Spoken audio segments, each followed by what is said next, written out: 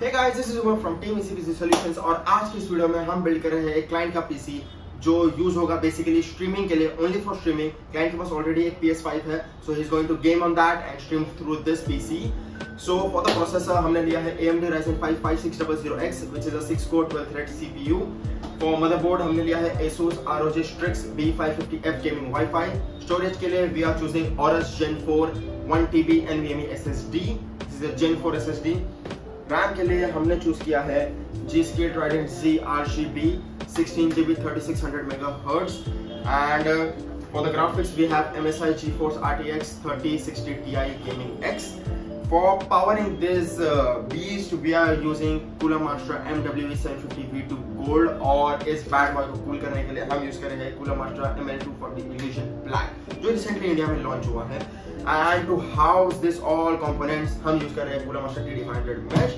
But last but not the least, to complement this PC we are using Frostech FS120 ARGB fan because TD500 में सिर्फ 3 fan आते हैं, तो पीछे एक फैन डालना is a good thing and is a mandatory thing from our side. So it is a complementary fan for the client. So it's enough talking. Let's build this bad boy and see how it performs.